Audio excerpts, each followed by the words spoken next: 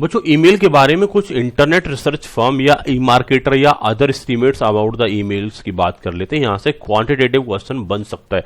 जैसे हम बात करें इन 1999 more over 536 billion email were delivered. यहां ईमेल डिलीवरी की बात चल रही है, नंबर ऑफ ईमेल्स की बात चल रही है। 536 बिलियन इन 1999।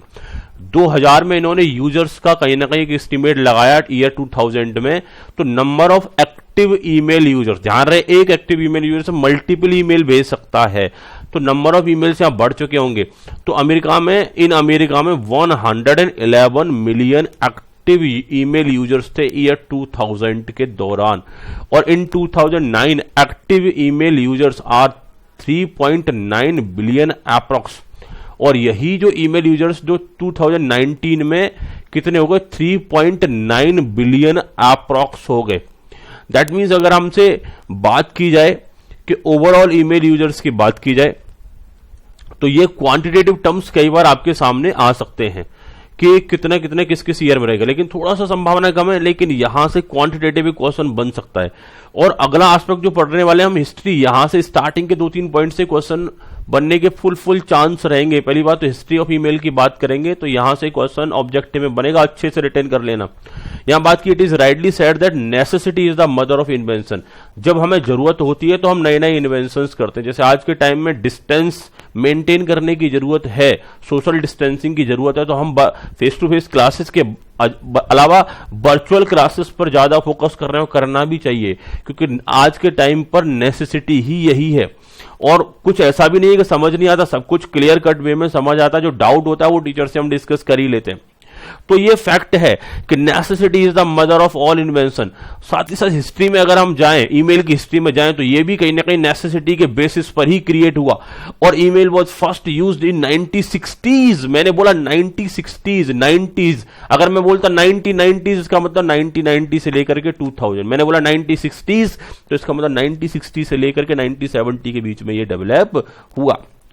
हिस्ट्री की बात करें तो हिस्ट्री ऑफ ईमेल, ये यहां से क्वेश्चन बन सकता है कि ये ईमेल किस बेसिकली डिकेड्स में ये डेवलप हुआ, तो 1960s की बात कर लेते हैं।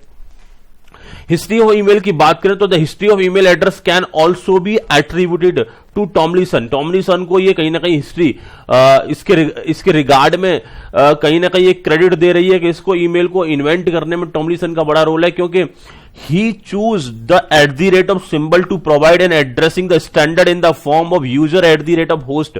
आज के टाइम पर जो हमारे ईमेल एड्रेस होते हैं, नेम या हमारा जो कहीं ना कहीं यूजर नेम होता है, यूजर नेम जैसे हमने यूजर नेम रखा हुआ CS प्रीति सिंह क्लासेस @gmail.com। तो CS प्रीति सिंह क्लासेस एक यूजर का नेम आइडेंटिफिकेशन हो गया, @ एक सिंबल हो गया, उसके बाद होस्ट का नाम हो गया। होस्ट की अगर हम बात करें बच्चों, होस्ट जीमेल हो सकता है, होस्ट हॉटमेल हो सकता है, याहू मेल हो सकता है, रेडिफ मेल हो सकता है, कुछ भी हो सकता है होस्ट। तो एक होस्ट हमारा एक डिफरेंट एस्पेक्ट होगा कि ये यूजर किस होस्ट के पास है। मतलब होस्ट को एक तरीके से आप समझ सकते हो कॉलोनी, और कॉलोनी में रहने वाले पर्सन्स को कहीं ना कहीं हमने क्या बना दिया, यूजर्स। बात क्लियर है। तो जैसे ही gmail.com है तो कहीं ना कहीं एक सर्वर आइडेंटिफाई हो जाता है कि जीमेल के सर्वर पर जाना है, फिर जीमेल के सर्वर से बाकी सारे डिफरेंट यूजर्स को ये मेल कम्युनिकेट होना है। आगे हमने बोला that's why the Tomlinson is called the father of email and is credited with its invention. और इसीलिए टॉमलिसन को क्या बोला जाता है, फादर ऑफ ईमेल के नाम से बोला जाता है। तो यहां पर क्वेश्चन बन सकता है कि who is known as the father of email, तो आप क्या बोलोगे, टॉमलिसन। तो ये आप अच्छे से आप यहां पर इसे रिटेन कर लीजिए, एग्जामिनेशन क्वेश्चन बन सकता है। इन 1965 अगर हम बात करें, MIT की बात करें, that means Massachusetts Institute of Technology की अगर हम बात करें, तो दैट पर्टिकुलर इंस्टीट्यूट्स को हमने बोला that particular institute MIT was the first to demonstrate the use of the first email system known as mail box.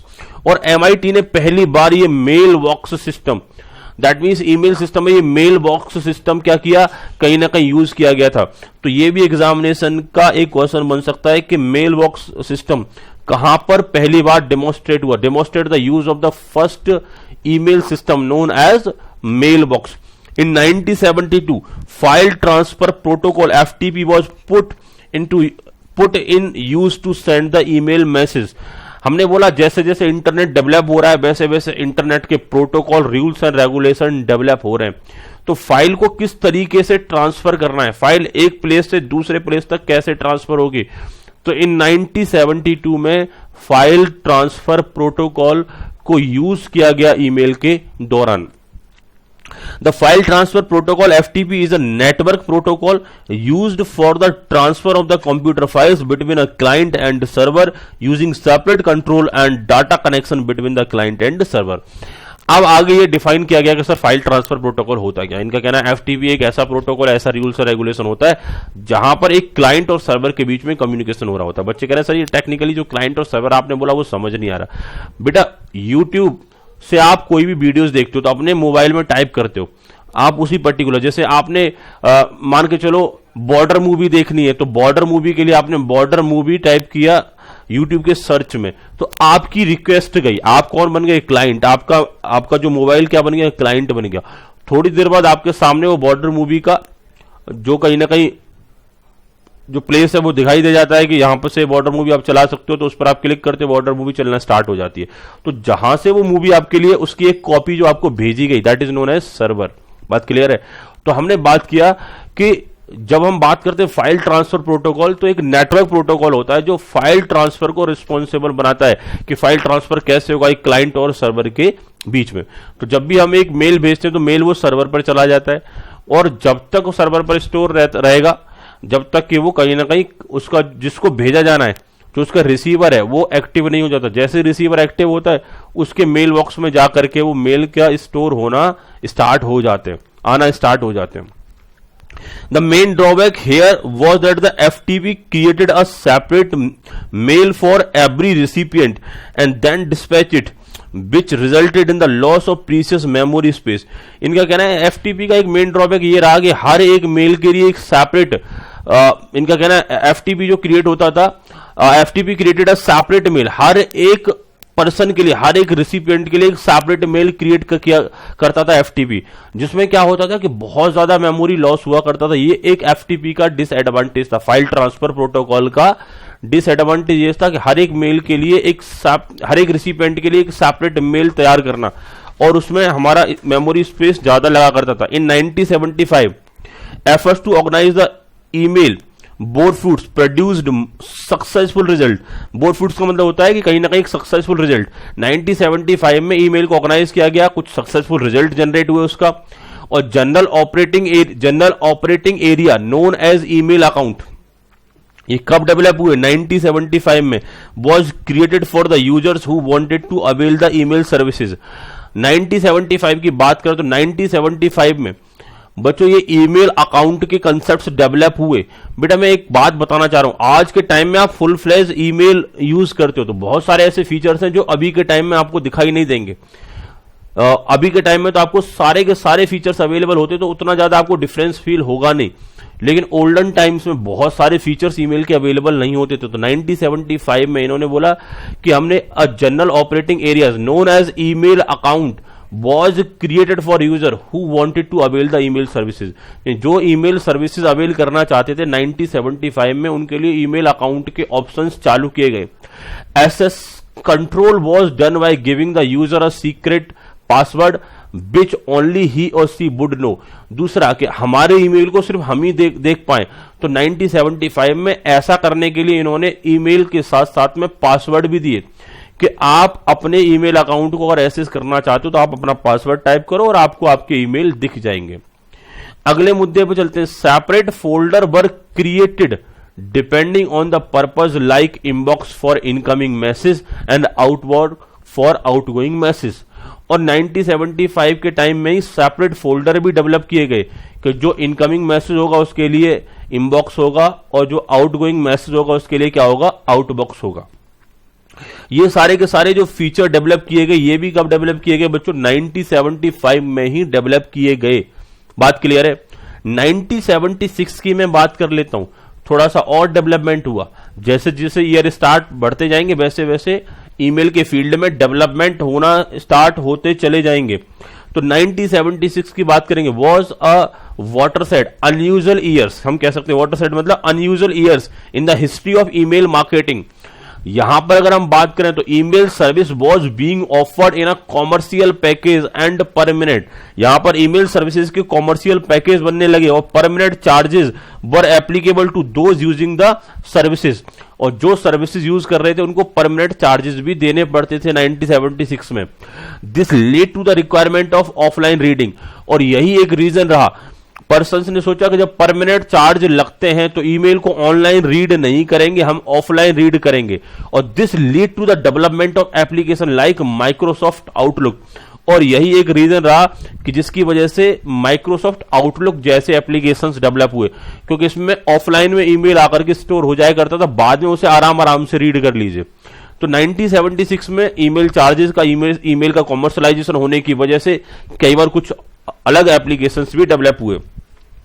In the early 1980s के 80s की शुरुआत में, मतलब 1980s का मतलब हो गया 80 से लेके 90 तक, तो in the early 1980s the more efficient SMTP simple mail transfer protocol, यहां पर एक efficient simple mail transfer protocol use किया गया, जो कि एक स्टैंडर्ड प्रोटोकॉल के तौर पर काम करता था, जो कि अगर आपने कोई ईमेल सेंड करना है, मैंने क्या बोला, एक सिंपल मेल ट्रांसफर प्रोटोकॉल, जिससे हम कहीं ना कहीं मेल इजीली सेंड कर पाए, तो एक प्रोटोकॉल के तौर पर ये काम कर रहा था।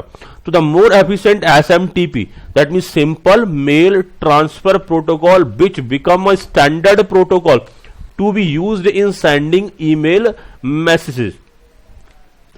ये स्टार्टिंग में कब हुआ बेटा, SMTP कब डेवलप हुआ, in the beginning of 1980s हम कह सकते हैं SMTP डेवलप हुआ, but the initial version of SMTP fail to control the cases of forgery and prove to be a naive unexperienced protocol in the verification of the authenticity of a user. Naive का मतलब होता है बेटा अनएक्सपीरियंस, कि initial stage पर जो हमारा SMTP था वो उतना ज्यादा एफिशिएंट साबित नहीं हुआ, वो फॉर्जरी को नहीं रोक पा रहा था, और कहीं ना कहीं वो यूजर्स की ऑथेंटिसिटी को कहीं ना कहीं प्रॉपर तरीके से वेरीफाई नहीं कर पा रहा था, जब हम इनिशियल स्टेज की बात करें ईमेल वायरसेस से।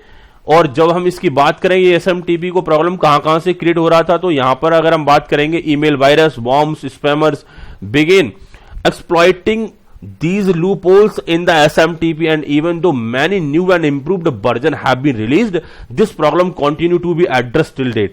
और SMTP में यही सारी प्रॉब्लम्स चली आ रही थी, और आज इन्हीं सारी प्रॉब्लम्स को अब तक हम धीरे धीरे करके डेवलप कर रहे हैं और उसे बेटर एंड बेटर बनाने का प्रयास कर रहे हैं। इनका कहना है if SMTP is used to send message, तो POP post office protocol is standard for the receiving email. इनका कहना है जो SMTP की बात करें तो simple mail transfer protocol, very very important, आपसे एग्जाम में ये पूछा जा सकता है कि SMTP क्यों यूज किया जाता है, तो आप बोलोगे कि SMTP का यूज होता है मैसेज सेंड करने में। तो एक और प्रोटोकॉल होता है POP, जिसे बोला जाता है पोस्ट ऑफिस प्रोटोकॉल। बेटा रिटेन बड़े अच्छे से रहेगा, ध्यान रखना भाई, पोस्ट ऑफिस जो पोस्ट बॉक्स होता है घर का, जो घर के बाहर हम गेट पर लगा के रखते हैं, तो हमारा जो पोस्टमैन आता है उसमें हमारी पोस्ट को डाल के चला जाता है, हम ताला खोल के उस पोस्ट को निकाल के घर के अंदर ले आते हैं, तो हम घर में अवेलेबल है या नहीं है, लेकिन हमारी पोस्ट हम तक पहुंच जाती है। तो SMTP की अगर हम बात करें तो SMTP तो भाई मैसेज सेंड करने का काम करता है, तो पोस्ट ऑफिस प्रोटोकॉल POP हमारा एक स्टैंडर्ड प्रोटोकॉल होता है जो ईमेल रिसीव करने का काम करता है। दैट मींस SMTP की मदद से मैसेज सेंड किए जाते हैं, तो POP पोस्ट ऑफिस प्रोटोकॉल की मदद से ईमेल को रिसीव किया जाता है। बच्चे कहते हैं सर हम तो देखते नहीं कहीं भी SMTP प्रोटोकॉल और POP प्रोटोकॉल। बेटा समझो मेरी बात को, ये बैकएंड प्रोसेसेस होते हैं, ये एक कम्युनिकेशन के वे आउट होते हैं जो अपारेंटली आपको नहीं दिखाई देते, लेकिन एग्जामिनेशन पूछा जाएगा तो सिंपल मेल ट्रांसफर प्रोटोकॉल, इसका फुल फॉर्म हो सकता है, फुल फॉर्म पूछा जा सकता है, POP का फुल फॉर्म पूछा जा सकता है, तो POP होगा पोस्ट ऑफिस प्रोटोकॉल। बेटा एक POP वो भी होती है जो छत पर होती है, उसे नहीं, उसको नहीं बोलना। दैट मींस SMTP मतलब सिंपल मेल ट्रांसफर प्रोटोकॉल, और POP मतलब पोस्ट ऑफिस प्रोटोकॉल। ये दो फुल फॉर्म एग्जामिनेशन पूछी जा सकती है, और ये पूछा जा सकता है SMTP किस काम आता है तो POP किस काम आता है। और ये स्टैंडर्ड प्रोटोकॉल का मतलब होता है rules and regulation. POP protocol is used by the email client to retrieve the message from the mail server using a connection। यानी POP प्रोटोकॉल मेल सर्वर से कहीं ना कहीं ईमेल को रिसीव करने का काम करता है। आगे हमने बात किया बेटा मेल सर्वर का मतलब तो समझ पा रहे होंगे ना, कि उस पर्टिकुलर मेल को किस सर्वर पर आकर के इन्होंने स्टोर किया हुआ है। वो सर्वर डिफरेंट डिफरेंट हो सकते हैं, डिपेंड करता है कि हमने कहां पर अपनी जीमेल आईडी बना रखी है। आगे हमने बात किया बेटा, one drawback of POP is that it does not support the offline retrieval of message. लेकिन पीओपी का एक ड्रॉबैक है, वो ऑफलाइन रिट्रीवल नहीं होता। पोस्ट ऑफिस प्रोटोकॉल से हमको मैसेज तभी मिलेगा जब हम नेट से अपनी कनेक्टिविटी बनाएंगे। जैसे हम नेट से कनेक्ट होंगे वो हमारे सिस्टम में आकर के वही मेल क्या हो जाता है, कहीं ना कहीं स्टोर हो जाता है। लेकिन अगर उसे हमें दोबारा से भी एक्सेस करना है तो फिर भी हमें इंटरनेट के थ्रू ही जाना पड़ता है। जब अपनी जीमेल आईडी नेट से कनेक्ट करके खोलेंगे तभी हमको वो मेल रिसीव हो पाएगा। नेक्स्ट एस्पेक्ट में चलते हैं। This demerits has now been overcomed by the more capable IMAP internet message access protocol. अब टाइम पर इंटरनेट मैसेज एक्सेस प्रोटोकॉल भी कहीं ना कहीं यहां पर चलाए गए, जिससे इस डिमेरिट्स को काफी हद तक रिमूव किया गया। जैसे आप मोबाइल्स में देखते हो तो जो मैसेज आ चुका है आने के बाद आपने अपना नेट ऑफ कर दिया तो भी आप उसे एक्सेस कर पाते हो। तो अभी IMAP protocol internet message access protocol के थ्रू इन सारी प्रॉब्लम्स को रिजॉल्व किया जा रहा है। This is how one comes to know about the offline message, that is the message received when the receiver is not signed in. That means हम बात करते हैं कि अगर हम बात करेंगे ऑफलाइन मैसेज, तो ऑफलाइन मैसेज की हम बात करेंगे अगर रिसीवर हमारा क्या है, साइन इन नहीं है, तो भी उसे क्या मिल सकता है, ऑफलाइन मैसेजेस मिल सकते हैं। बाय द अर्ली 1990s, अगर हम बात करें 1990 से पहले की बात करें या 1990s की स्टार्टिंग स्टेज की अगर हम बात करें, free and user friendly email services provider had taken the industry by the storm. That means हम बात करें 1990 बाय द अर्ली 1990s में free and user friendly email service provider had taken the industry by storms. यानी free email services देने की यहां पर बाढ़ सी आ गई 1990s की शुरुआत से ही। डिफरेंट टाइप की ईमेल सर्विसेज प्रोवाइड करने वाली कंपनीज पिक्चर में आ जाती हैं। Players like Yahoo, Hotmail, Rediff competing for the market share. ये different company free mail services ही आपको दे रही होती है, इसका कोई चार्ज नहीं होता। आपको ईमेल अकाउंट बनाते कोई चार्ज लगता है क्या? नहीं बनता, और उसी पर आपका ईमेल भी आ रहा होता है। Current usages of email is very advanced and at wider level. लेकिन आज के टाइम पर अगर हम बात करें तो ईमेल बहुत एडवांस्ड हो चुके हैं, बहुत ही वाइडर लेवल पर हम बात कर पहुंच चुके हैं। जो हम करंट टाइम पे करंट सिनेरियो में जो मेल्स को यूज कर रहे हैं उनमें बहुत सारे फीचर्स अवेलेबल होते हैं। अब हम बात करेंगे बच्चों फीचर्स ऑफ मेल की। जब फीचर्स ऑफ मेल की यहां पर बात करते हैं तो इस मुद्दे पर चलते हैं, इस कंसेप्ट को समझने का प्रयास करते हैं।